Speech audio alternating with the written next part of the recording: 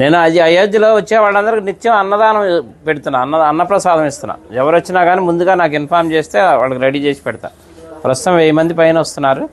మన తెలుగు వాళ్ళకి భోజనం దొరకదు అక్కడ, అందుకని అందరికీ ఉచితంగా పెడుతున్నా.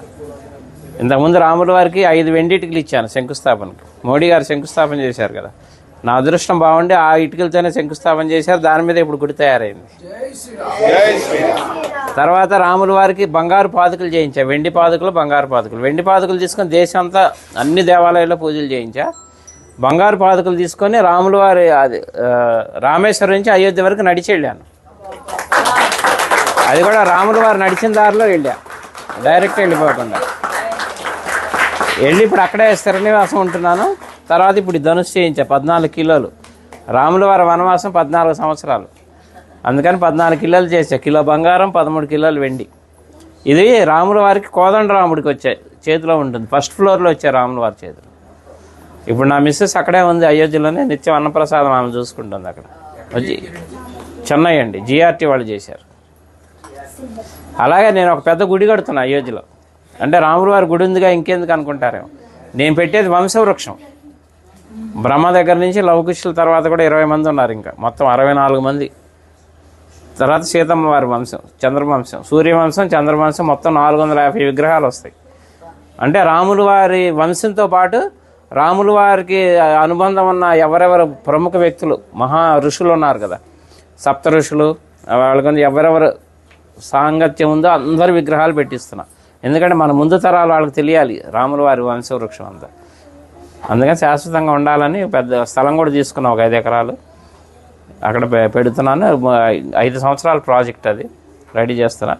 అలాగే ఇప్పుడు అయోధ్యలో అంటే మన తెలుగు వాళ్ళ తరఫున నేనేం పని చేసినా తెలుగు వాళ్ళ తరఫున చేస్తాను. అయోధ్యలో వాల్మీకి ఎయిర్పోర్టు, ఇక నేను వెళ్తూ వస్తూ పోతూ ఉంటాను కాబట్టి 2-3 సార్లు చూశాను, కానీ నాకు ఎందుకో లోటుగా అనిపించింది. అక్కడ ఒక విగ్రహం పెట్టిద్దామని గవర్నమెంట్ అప్రోచ్ అయితే పర్మిషన్ ఇచ్చారు, సెంట్రల్ గవర్నమెంట్.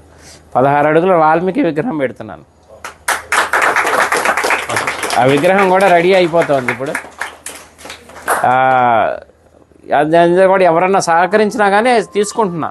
ఎందుకంటే భక్తి నాకు ఒక్కడికే కావాలని కాదు, పుణ్యం అందులో అందరినీ భాగస్వాములు చేయాలి, ఎందుకంటే దైవ కార్యం. అందుకని ఎవరన్నా చేస్తే వీళ్ళున్న వాళ్ళు చేయొచ్చు.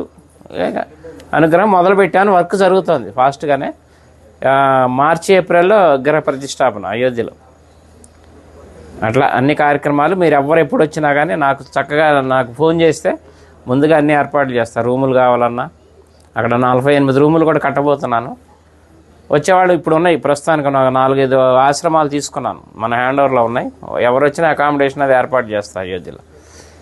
నా నంబర్ కూడా నోట్ చేసుకోండి, 9550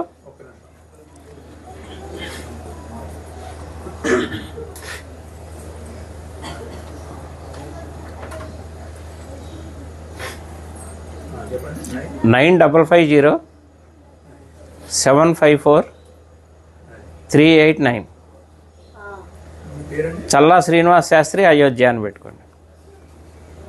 ఇంకా నేను ఉండబోయేది అక్కడే, హైదరాబాదే మాది కానీ మణికొండ, కానీ ప్రస్తుతం ఇంకా షిఫ్ట్ అయిపోయినాం అక్కడే ఉండి వచ్చే భక్తులకి సహాయం చేద్దామని అక్కడే ఉంటున్నాం. ఇంకా రామ భక్తులకు సేవ చేసుకునే భాగ్యం ఇప్పించాడు రాముల వారు నాకు.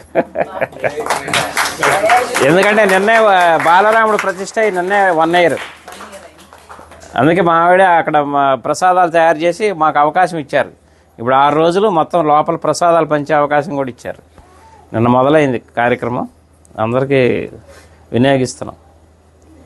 అట్లా 9550 754 389. చల్లా శ్రీనివాస్ శాస్త్రి అయోధ్య. ఓకేనా? ఎవరు ఏ టైంలో చేసినా కానీ నేను అందుబాటులో ఉంటాను.